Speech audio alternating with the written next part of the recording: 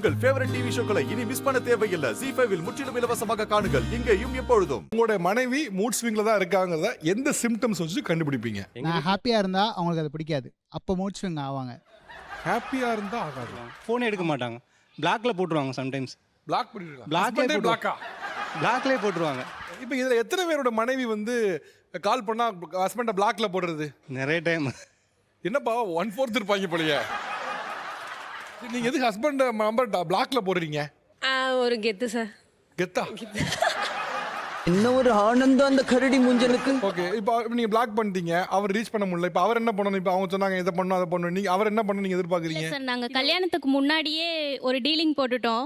என்ன ஏன்னா dealing? நானும் எந்த பசங்க கிட்டயும் பேச மாட்டேன், அவங்களும் எந்த பொண்ணுகிட்டயும் பேசக்கூடாது. ஓகே, இப்போ நீங்க அக்ரிமெண்ட் போட்டீங்க, பேசக்கூடாது அப்படின்னு அக்ரிமெண்ட் போட்டீங்க. இப்போ அவர் பேசுறாரா இல்லையாங்கிறத எப்படி செக் வச்சுப்பீங்க, எப்படி கண்டுபிடிப்பீங்க? செக் பண்ணுவேன், டெய்லியுமே வாட்ஸ்அப் செக் பண்ணுவேன் சார். அவரோட வாட்ஸ்அப்பா? நான் தான் ஹேண்டில் ஓகே, பண்றேன். இப்போ உங்க அக்கௌண்ட்? என் அக்கௌண்ட்டும் நான் தான் ஹேண்டில் பண்றேன், ஆனா என் அக்கௌண்ட் அவங்க கிட்ட இல்ல. நீங்க கேட்கலையா? கணவன் ஐட்டம்ல சார். நீங்க உங்க கணவரோட எல்லா சோஷியல் மீடியா அக்கௌண்ட்ஸ் நீங்க ஹேண்டில் பண்றீங்களா? ஆமா. உங்க போன் 10 லாகின் இயர்ஸா? 10 வருஷமாவா? ஆமா. பட் ஒருத்தரோட ஐடென்டிட்டியே நீங்க கையில வச்சிருக்கீங்க. அவர் என்ன செய்யணும்ங்கறத வந்து அவன் நீங்க தான் என்னோட முடிவு பண்ற மாதிரி ஹஸ்பண்ட் ஆயிடுச்சு. சார். So what? உங்க அடிமை இல்லையே. இப்போ அவரை கால் பண்றீங்க, எடுக்கல, நீங்க வந்து பிளாக் பண்ணிடுறீங்க. இப்போ இன்கேஸ் அடக்கக்கூடாது, போகிறவள ஒரு ஆக்சிடென்ட் ஆயிடுச்சு. இப்போ அவர் பிளாக் பண்ணிருக்கீங்க, உங்களுக்கு கால் பண்ணுறாங்க, ஒய்ஃப்னு போட்டுக்கு கால் பண்ணுறாரு, இப்போ கால் போகலை, இப்போ என்ன பண்ணலாம்?